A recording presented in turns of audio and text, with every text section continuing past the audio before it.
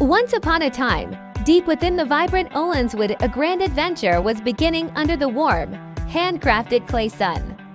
The young boy, with his messy brown hair and blue sweater, led his school friends into the thicket, their laughter echoing through the trees. It was the perfect day for nut gathering. The forest floor was carpeted with golden treasures just waiting to be discovered by small hands. "Look at these," the boy cheered, his round clay face beaming as he picked up the largest nut he had ever seen. His fingers worked quickly, filling his tiny basket with the bounty of the woods, lost in the joy of the simple task. But as the afternoon hours slipped away, the golden light began to stretch and fade into long, deep shadows across the forest floor. The boy looked up from his work, realizing the cheerful voices of his friends had grown quiet. He was suddenly very much alone. "Hello!" he called out, but only the rustle of the wind through the twisting clay branches answered him. The woods felt different now. As the sun vanished, the mist rolled in, thick and white like cold wool, swallowing the familiar paths he thought he knew. His heart raced.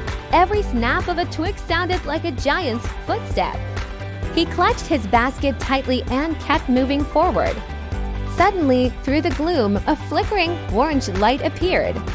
It was coming from a mysterious, crooked house perched upon a lonely hill. With nowhere else to go, the boy climbed the hill and reached for the heavy wooden door, his small hand trembling slightly. The door creaked open, revealing a tall, nervous woman. It was the ogre's wife. She looked down at him with kind, worried eyes. "Quick, little one," she whispered. "My husband will be home soon, and he is not fond of visitors. You must hide." No sooner had the boy scrambled under a massive clay table than the floor began to vibrate with a heavy, rhythmic thud. The ogre burst into the room, his massive frame filling the doorway. He grumbled and sniffed the air, looking for his supper. The boy held his breath, watching the ogre's giant clay boots stomp past his hiding spot. The tension was thick enough to touch. When the ogre turned his back to argue with his wife about the stew, the boy saw his chance. He crept out silently. He slipped through the back door and ran into the night, the cold air biting at his cheeks as he fled the crooked house. The woods were darker now, filled with strange noises. But then, a friendly bark broke through the silence. A scruffy dog appeared. It was the loyal dog from the village. He nuzzled the boy's hand and began to lead the way through the thickest brush. Together, they navigated the treacherous path. They crossed a bubbling clay stream, stepping carefully over slippery, wet-looking stones. They climbed a steep, mossy bank, the dog pulling at the boy's sweater to help him up the slippery slope. The boy's courage grew with every step.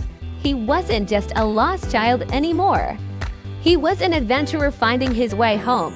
Finally, the trees began to thin, and the worn, familiar lights of the village appeared in the distance like fallen stars. His anxious parents were standing by the gate, their clay faces etched with worrying as they searched the darkness for their son.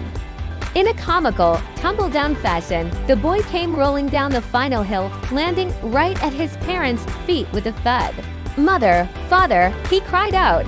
They scooped him up into a massive, warm embrace, tears of joy on their sculpted faces. He showed them his nuts and told them of the ogre, the kind wife, and the brave dog who had saved him. The family sat by the fire, safe and sound.